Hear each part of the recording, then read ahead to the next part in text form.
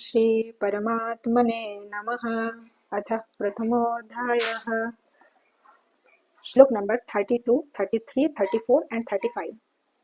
किं नो राज्येन गोविन्द किं भोग्यर्जीवितेन वा येषामर्थे काङ्क्षितन्नः राज्यं भोगः सुखानि च तायिमेव स्थिता युद्धे प्राणं त्यक्त्वा धनानि च आचार्यः पितरः पुत्रः तथैव च पितामहः मातुला श्वशुरः पौत्रः श्यालः सम्बन्धिनस्तथा एतान्य हन्तुमिच्छामि घ्नौतोऽपि मधुसूदन अपित्रैलोक्यराज्यस्य हेतुः किं नो महि कृते निहत्य धर्तराष्ट्रान्नः का प्रीतिः स जनार्दन।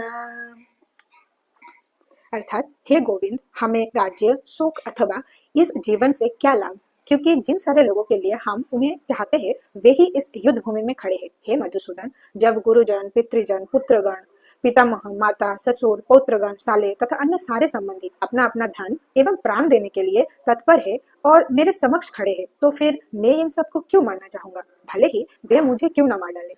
हे जीवों के पालक, मैं इन सबों से लड़ने को तैयार नहीं हूँ, भले ही बदले में मुझे तीनों लोगों क्यों न मिल जाए। इस पृथ्वी की तो बात ही छोड़ दे, भला धृतराष्ट्र के पुत्र को मारकर हमें कौन सी प्रसन्नता मिलेगी। तात्पर्य, अर्जुन ने भगवान कृष्ण को गोविंद कहकर संबोधित किया, क्योंकि वे गौवों तथा इंद्रियों की समस्त प्रसन्नता के विषय है। इस विशिष्ट शब्द का प्रयोग करके अर्जुन संकेत करना चाहता है कि कृष्ण यह समझे कि अर्जुन की इंद्रियां कैसे तृप्त होगी।